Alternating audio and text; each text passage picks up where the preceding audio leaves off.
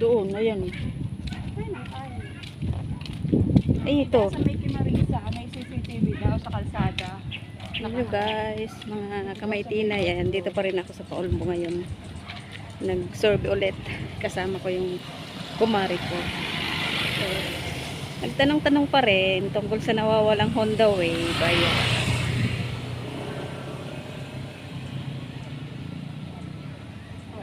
Ayan, dito pa rin kami. Palabas po ito. Galing doon sa Zone 5 sa Kanhipotol na tinatawag. Ayan. So, palabas po. Chat ko mamaya. Marisa. Tanong-tanong pa rin kami. May ano naman kami ng balita na yung mga kinukuha dito may dinadalhan. So, dapat yun din ulit malaman mo. Sino si Rona? Ganun po talaga. Ganun nga daw. Ano, Eh nga rin, si Bunding doon nga kami galing ngayon. 6 nandun pa rin talaga. So, nagtanong-tanong kami na 6 nandun pa yung motor. So, nawala yung motor natin Honda Wave January 18. Tinaon pong may sabong. Ayan.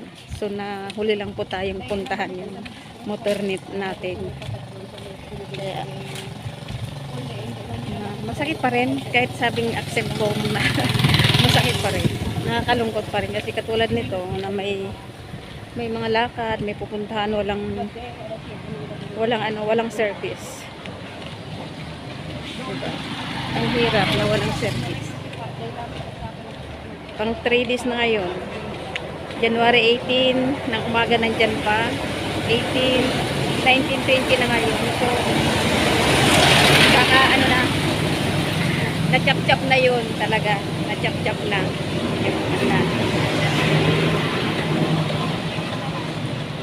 Na-chap-chap na yung Honda Wave. 3 days na. Pinuntahan ulit namin yung mga tao doon sa andun nga daw January 18 ng umaga nandun pa. Hindi lang nila na kasi may ginagawa sila, nagpapagawa sila ng bahay, hindi nila napansin kung anong nangyari doon. Pero nagkataon nung time na yun, Saturday 18 may sabong. So umaga daw po nag-start ng mga 7, may taon, may pagdatingan na. So hanggang doon daw sa may labas na yun ang parada ng motor. So siguro tinaon na ganun. Kaya nakalusot yung motor, yung Honda Wave. Tinaon na may mga tao na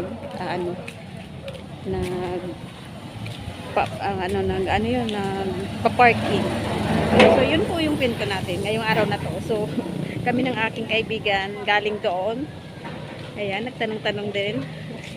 So ate Malin Lardizabal, thank you po sa pamerienda. Ayan.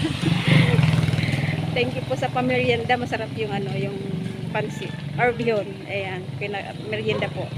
Ano po siya? Tanod. Ayan, nagpapagawa ng bahay. So binalikan at nagtanong ulit about sa Honda Wave. So January 18 nandun po ako. Kaya hindi pa nagtatagal pang 3 days pa lang. So mga kamay-tinay, thank you for watching. Thank you sa panonood ng videos. Pa-share ulit. Ayan, pa-share ulit ng mga videos tungkol sa Honda Wave natin na nawawala. So thank you for watching. Thank you sa mga followers ko. Thank you sa mga nag-share. Ayan. Ate Malin Lardizabal, thank you sa pamerienda. Thank you po.